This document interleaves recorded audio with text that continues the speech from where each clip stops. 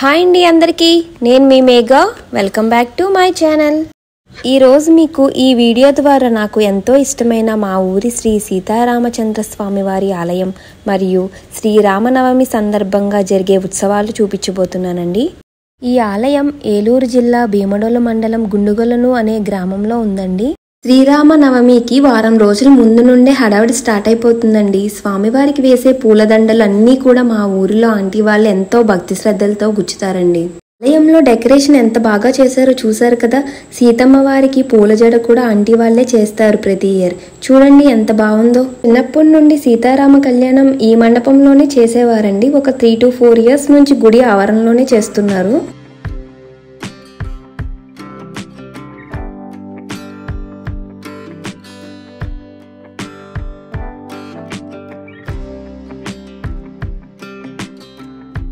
ఆలయం ప్రత్యేకత ఏమిటంటే విగ్రహాలు కొంచెం భద్రాచలంలో విగ్రహాల్లానే ఉంటాయండి.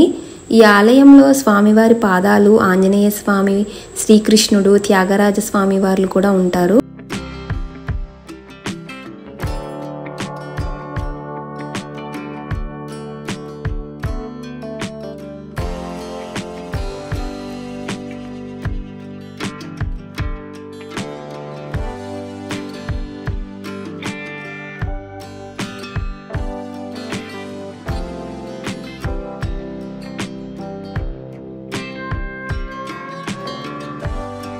శ్రీరాముడు వసంత ఋతువులో చైత్రశుద్ధ నవమి పునర్వస నక్షత్రమున త్రేతాయుగంలో జన్మించారండి.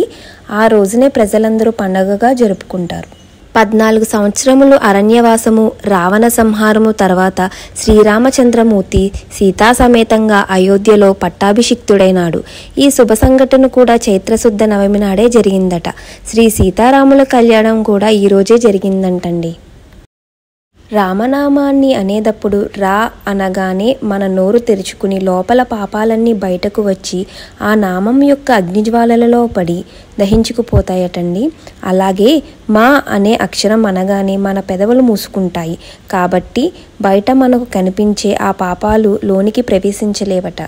శ్రీరామ రామ రామేతి రమే రామే మనోరమే సహస్రనామ తత్తుల్యం రామనామవరాననే. ఈ శ్లోకం 3 సార్లు స్మరిస్తే ఒక్క విష్ణు సహస్రనామ పారాయణ ఫలితం ఉంటుందంటండి. శ్రీరామనవమి ఉదయం వసంతోత్సవం జరుగుతుందండి.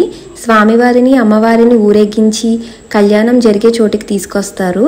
2 పల్లకీలు ఎదురైనప్పుడు రంగురంగుల కలర్స్ ఒకరి మీద ఒకరు వేసుకుంటారండి. తర్వాత కళ్యాణం జరుగుతుంది. ఆ రోజు సాయంత్రం గరుడ వాహనంపై కళ్యాణమూర్తులను ఊరేగిస్తారండి మేళతాళాలు, వేషాలతో.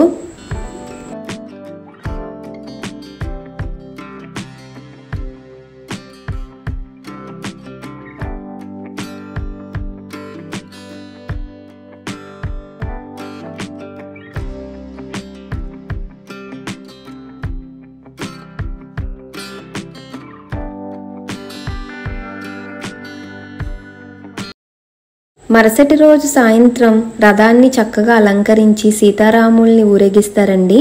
ఈ రథాన్ని కూడా భక్తులే అలంకరిస్తారు.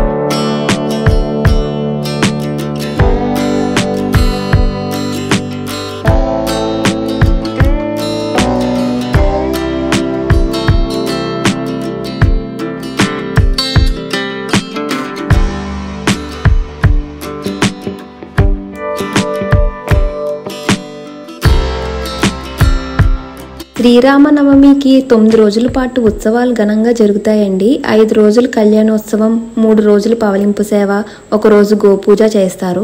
భద్రాచలంలో జరిగే ఉత్సవాల్లాగా ఇక్కడ కూడా జరుగుతాయండి. చక్ర స్నానం రోజు విగ్రహాలను మన శిరస్సు పైన పెట్టి పైన జల్లెడ పెట్టి వాటర్ పోస్తారండి. ప్రతిరోజు కూడా చాలా బాగుంటుందండి. ఎంతో పుణ్యం చేసుకుంటే కానీ ఇలాంటివి చూడలేమండి.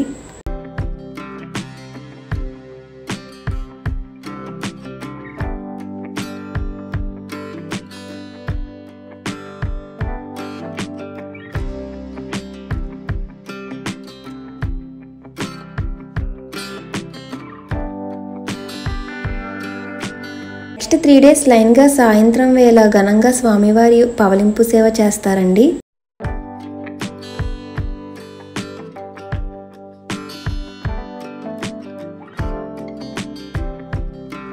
నెక్స్ట్ డే భక్తులందరికీ కూడా భోజనాలు పెడతారండి.